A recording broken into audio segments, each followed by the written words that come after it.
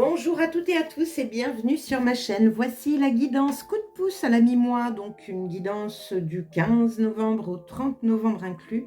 Et cette guidance est pour nos amis poissons en signe solaire, en ascendant ou en lunaire. Donc avant toute chose, je vous conseille d'aller voir votre guidance générale du mois de novembre. Bien entendu, vous avez pas mal d'informations dessus, ainsi que votre ascendant, votre signe lunaire. Et n'hésitez pas également à aller voir la numérologie, parce que nous sommes en plein portail énergétique et d'une belle puissance. Donc n'hésitez pas à aller voir les informations numérologiques et également la fameuse guidance spéciale portail pour toute la communauté terrienne qui va aussi vous donner des informations pour éviter de vous faire balader par toutes ces belles énergies. Alors, qu'est-ce que vous aviez, vous, sur ce mois de novembre, chers poissons? Donc, vous aviez en énergie générale le fou, donc cette énergie de nouveauté, nouveau départ, de passer à un degré supérieur de quelque chose, vraiment ce côté légèreté, donc peut-être lâcher un poids par rapport à un savoir-être, faire encore plus confiance à l'univers, c'est possible.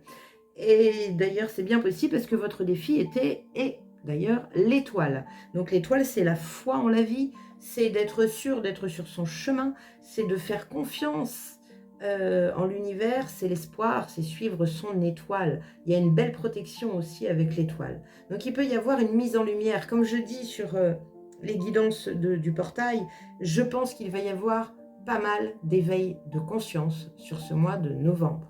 Bien. Mais allons-y. Ici, c'est là où vous en êtes à partir du 15 novembre. Ici, les actions encore à mener.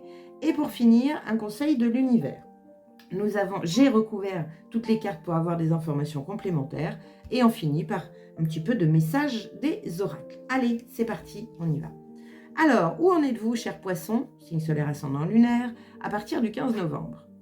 Nous avons la lune. Bien.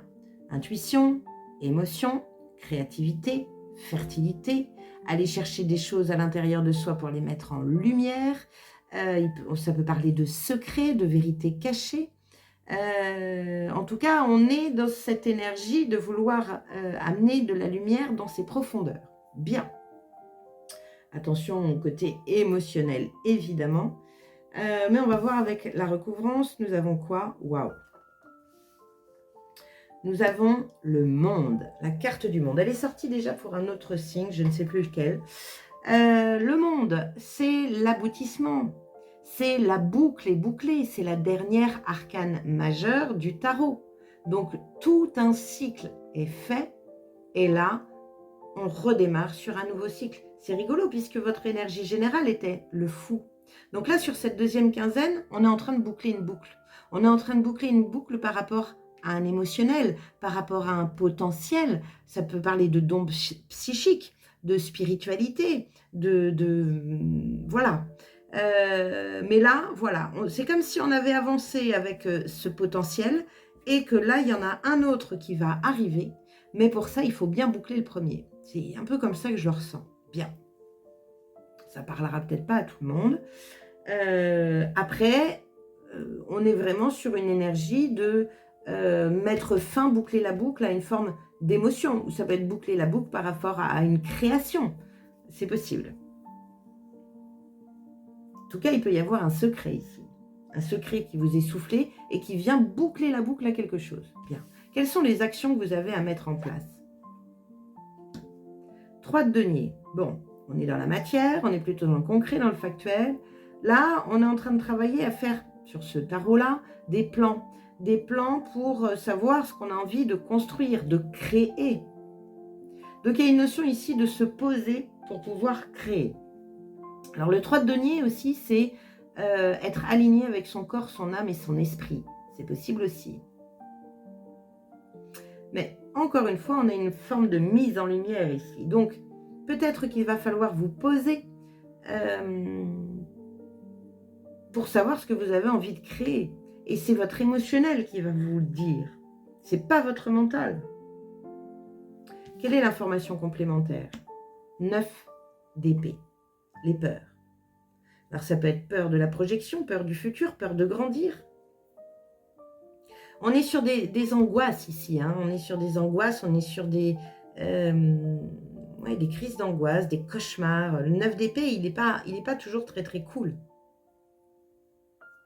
Mais les actions que vous avez à mener, c'est bien ça. C'est mettre fin à ce genre de peur pour pouvoir justement rééquilibrer le côté émotionnel et avancer beaucoup plus sereinement.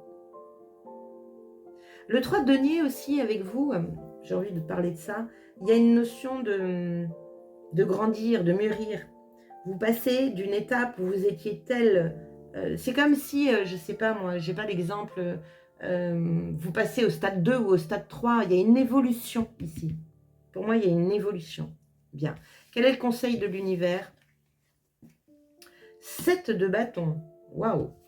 7 de bâton. On est sur défendre ses idées, défendre ses projets, défendre sa passion.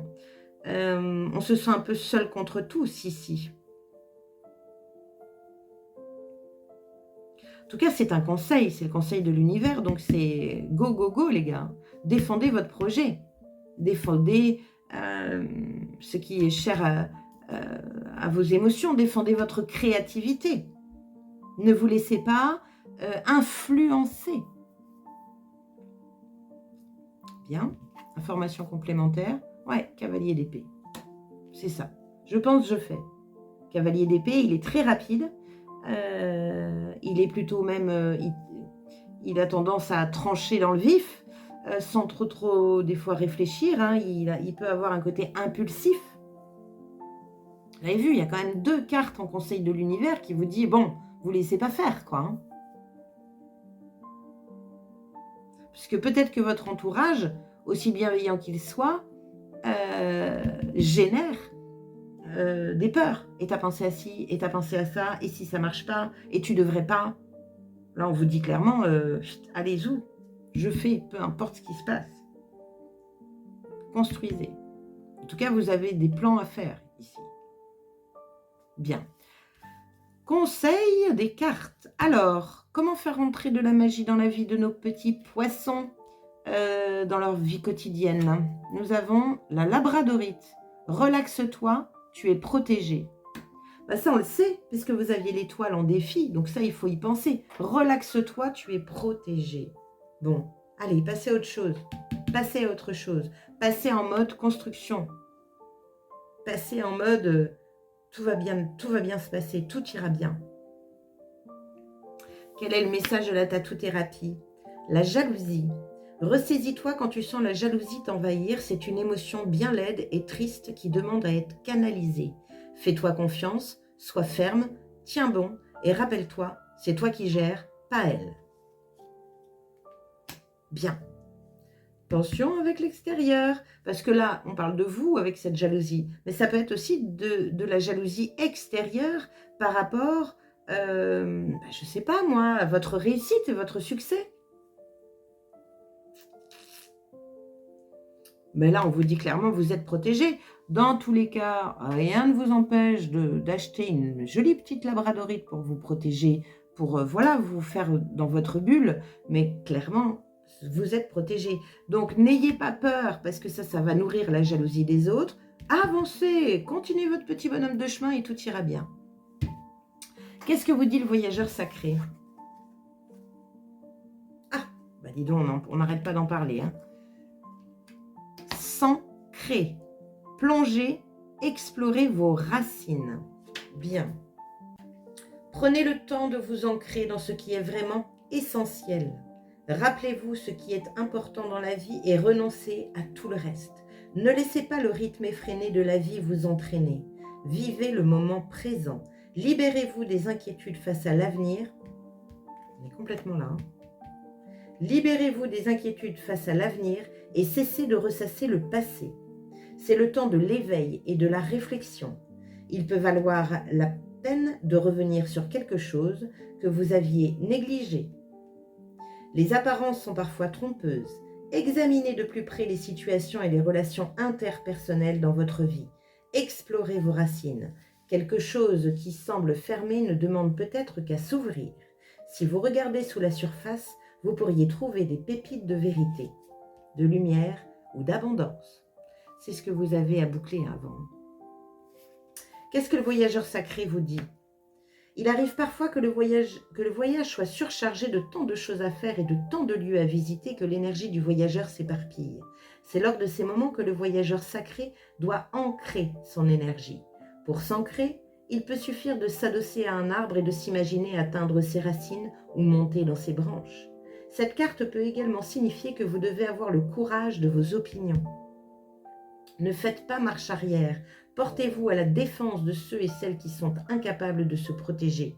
Croyez en vous-même. Restez ferme quant aux vérités en lesquelles vous croyez. Vous êtes tel un vieux chêne dont les racines plongent profondément dans le sol. Vous êtes noble, vaillant et fort. Bien. Aucun doute. C'est pour ça que vous avez l'étoile en défi.